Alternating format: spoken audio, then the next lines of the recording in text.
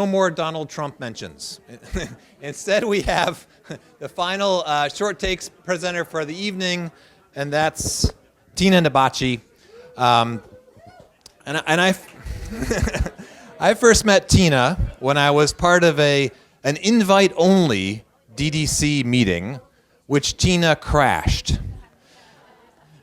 Tina was tried by a special DDC tribunal, convicted of trespassing with an intent to deliberate, and sentenced to produce one edited volume with Democracy in Motion, to co-author Public Participation for 21st Century Democracy, to do a range of other presentations and articles, and I have to say that tonight is the last presentation as part of her sentence. She is now fully rehabilitated and is no longer a danger to society. Tina Nabatchi.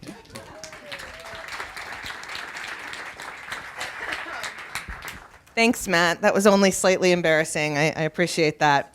So we've heard a little bit tonight about the shrinking of democracy, the shrinking of the definitions of democracy. We also heard about the professionalization of the participation industry. And tonight I want to come even smaller and more focused and talk a little bit about what it means to build a participation infrastructure. We've heard civic infrastructure tonight. I think that there are some relationships between those two terms.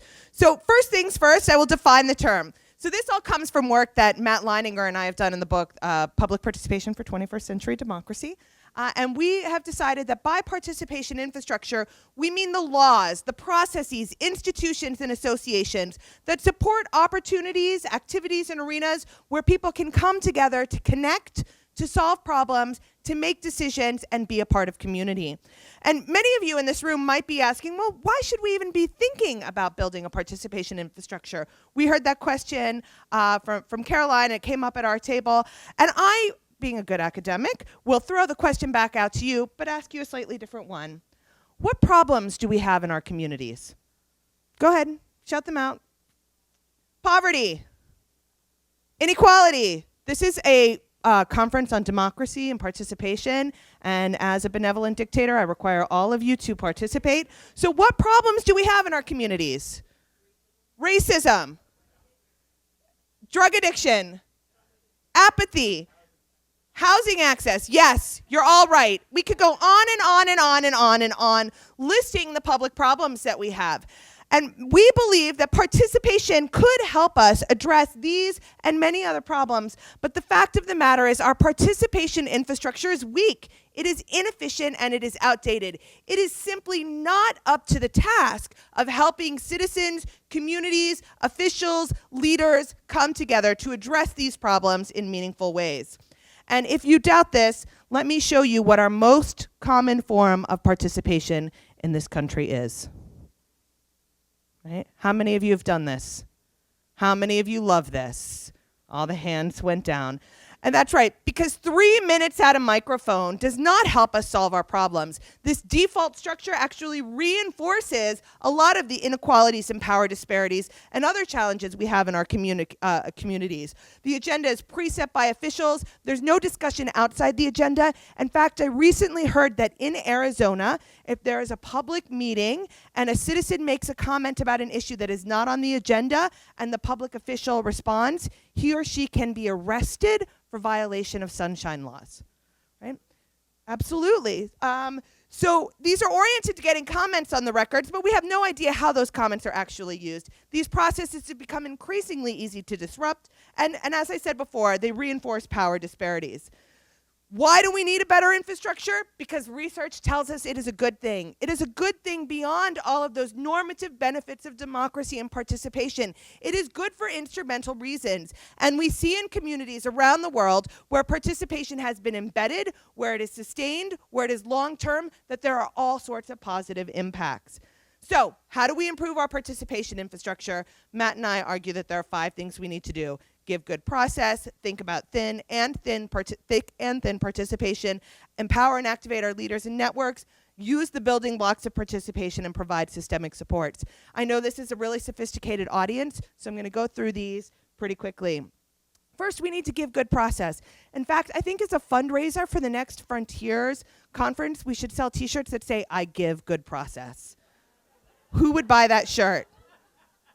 I would buy that shirt. I think it's really good. We know what good process looks like. We need to treat citizens like adults. We need to give them respect, responsibility, and recognition by using all of these tools of good, sound process over time.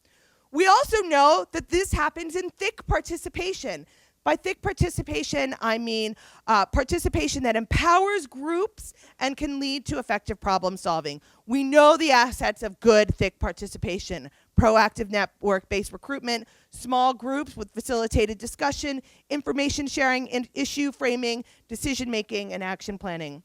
We also need thin participation. And by thin participation, I mean all the myriad activities that empower the individual, not in groups, but individuals, to contribute to effective problem solving by affiliating with causes, by providing input and data, by ranking ideas. Thick and thin participation can work. And some of the coolest stuff is happening when we actually combine thick and thin processes, as with Text Talk DAC or the Citizens Initiative Review. These thick and thin processes help us build and sustain community connections. We also need to empower our leaders, empower the networks, activate them in our communities. Every community has a robust network, a set of leaders who can think about and lead participation.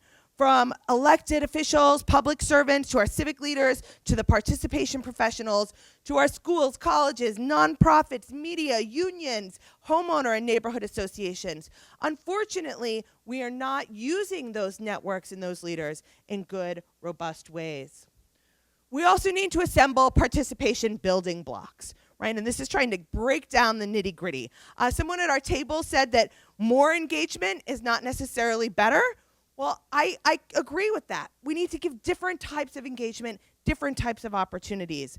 Disseminating information, this is the basic building block of participation, and technology has made it easier than ever before. So we have lots of tools, techniques, activities, opportunities to disseminate and give information to the public.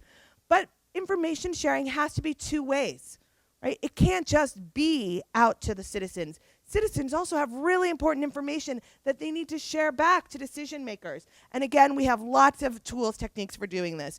We also need to contemplate what Abi Namani calls the civic upsell.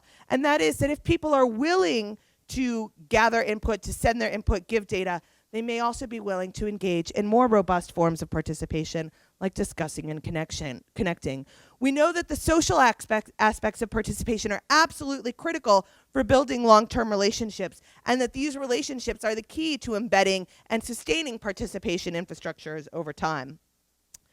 People want to make decisions. They want to make decisions on the day-to-day issues that affect their lives. And to do that, they need opportunities that are both thin and thick in nature. And by this, I mean the decisions we make as individuals, in our families, in our small groups, in our neighborhoods. There are lots of different ways we can do that by making public meetings more participatory and by changing the nature of our interactions with officials, how we do parent-teacher conferences, how we interact with our healthcare providers, by using our neighborhood and homeowner associations in different ways. People also want to engage in broader decision making. They want to make policy decisions that affect their world, that affect their communities, their cities, their regions, their states, their nations. And we know how to do this. We have lots of tools and techniques to help us make larger scale policy decisions. But to do this, we need to start building these things into the regular functioning of government. And finally, no participation infrastructure would be complete without opportunities to create public work. So we need to be encouraging public work. We need to be encouraging our citizens to expend time, energy, and sweat equity on making communities better. All of the problems can't be solved by government or nonprofits or the private sector. We as citizens have to take responsibility for some of those problems too. So if you think of these building blocks as kind of the bricks, we also need mortar to hold them together. It's not just enough to do these things. We also have to provide lots of systemic supports for these building blocks, from incentives for leaders, training and skill development that goes across our communities, financial and other resources, technological, logistical, etc. We need policies and procedures that support these building blocks, and we need to be evaluating our work, measuring it, setting benchmarks. So how can we take all of this and put it together? We need to have a longer term vision about what our participation infrastructures look like. We know that you can't just snap your fingers and make it happen. This takes time, it takes commitment, it takes will. One way communities can start doing this is by thinking about what's working, what's not working, where are there gaps, and where can we begin to start filling those things in. We need to make sure that participation is a cross-sector priority. We also need to use plainer, more compelling language. When I talk about participation infrastructure to my parents, drool starts coming out of the corner of their mouth. They have no idea what I'm talking about. We need to encourage both progressive and conservative visions on this, right? This is not a liberal or lefty or righty conservative agenda. This is an agenda about citizenship and democracy. And no matter where you fall on that political spectrum, we need to talk to that. We need to think about using visual aids like charts and maps, the graphic novel we'll start speaking to that, and encouraging artistic expressions of democracy. And as I wrap up, let me just say, unless we start thinking in these bigger, broader terms of participation, we may very well be left with this. I don't know if you can read that, but it says, "The king seeks input for community planning. The first meeting will be held in the dungeon." I stole that from Matt.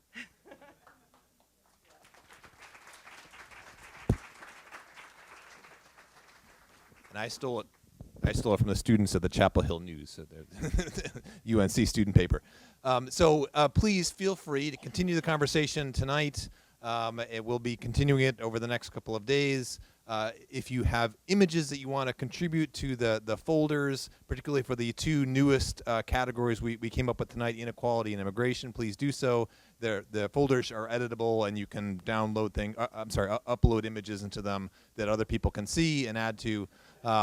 We'll give you more instructions about how we're actually putting these together over the course of the next couple days. But meanwhile, have a great evening. Continue the conversation. Looking forward to seeing you tomorrow. Breakfast starts at 8, right? And the first actual content starts at 8:45.